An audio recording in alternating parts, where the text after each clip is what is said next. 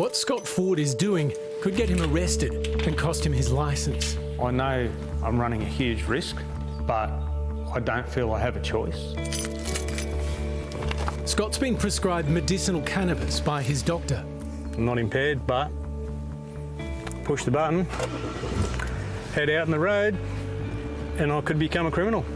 For days, even weeks after the effect of the cannabis has worn off, traces of the drug's psychoactive chemical, called THC, remain in his system and would still be detected by a random drug test. I use a medication that allows me to function safely and just live normally, and that's that gamble. It's the only gamble I take in my life. That's the gamble I have to take. Scott's having to take that gamble because of injuries suffered during nearly 20 years in the RAAF. The former flight sergeant served in Iraq and Afghanistan, tours of duty that left physical and emotional scars. When I come back, I didn't realise, but I was a bit of a mess and ended up having PTSD. He also lives with chronic pain as a result of a fall in training and other injuries. I got to the point that the pain specialist said to me, look, you can't keep using opioids. So you have to look at other options. The option his doctor suggested was medicinal cannabis. Scott is one of 70,000 legal cannabis patients, including many vets. While not all cannabis oil contains the psychoactive chemical THC, Scott's does, and it delivers him immediate relief. Your mind doesn't think about the pain. It's a niggle in the background instead of being, oh, I can't move, I've got to sit down. So it's just been fantastic for the pain. These days, Scott is well enough to run a small cattle farm in northern New South Wales. Oh, it's all right, mate. It's all right. He's careful not to drive while impaired because he knows a positive test would turn his life upside down. I could lose everything I've got. It's pretty upsetting. It's something you don't try to think about, but it's what I've got to do so I can live and be productive. Former magistrate David Heilpern quit the bench 2 years ago, primarily because he could no longer stomach taking licences of people like Scott. They weren't hippies sucking on a bong coming home from a party. They weren't young people experimenting with drugs. They were largely middle-aged, many women, and they were using just in the way their doctors told them to use. Since resigning, David's been campaigning to change the driving laws for medicinal cannabis patients, which made him a popular figure at this month's Mardi Gras festival in Nimbin. The annual event features a flock of ganja fairies and a giant blow-up joint. The campaign for medicinal cannabis has become so mainstream that even the local CWA's on board.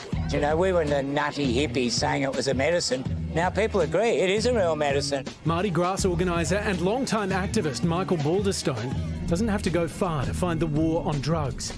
It's set up on every road into town. We have a moat of crocodiles around the village. That's what it bloody well feels like. Yes, we set up all the major roads coming in. Are we targeting the festival? It's a random drug testing operation. They're driving on New South Wales roads in a motor vehicle, so yeah, we test people doing that. You want to have a look at this bloke? We'll give him a test? Yeah, I think so.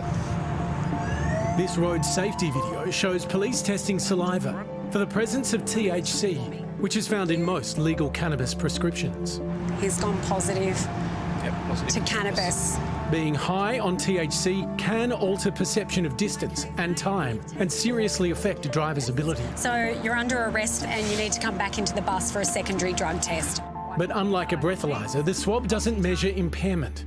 They're rather just testing for a minute presence of cannabis.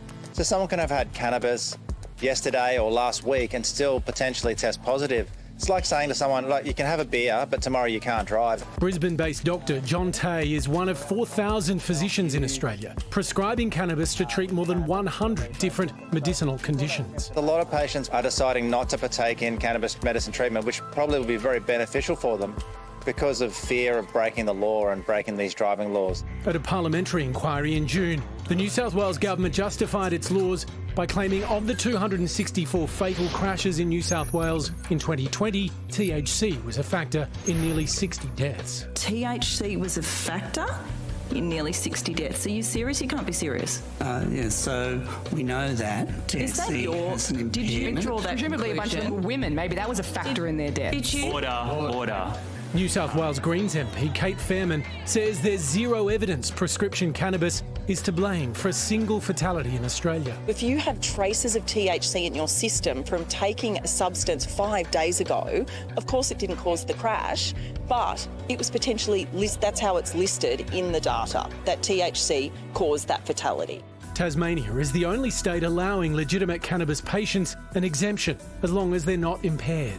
And drivers in the United Kingdom, Norway, Germany and Ireland who are prescribed cannabis are also exempt from drug driving laws. Remember to look at your foot when you're doing it. 8-1-7. The United States and Canada use field sobriety tests to determine if a driver is drug affected. You are under arrest for DUI. As yet, there's no roadside drug test that can measure a driver's level of impairment. I urge the government to put more money into research so that we can get something that is able to test for impairment, because I do think that's needed.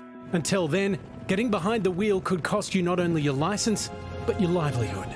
I always want to do what's right, and the law may not be right, but I am in the right.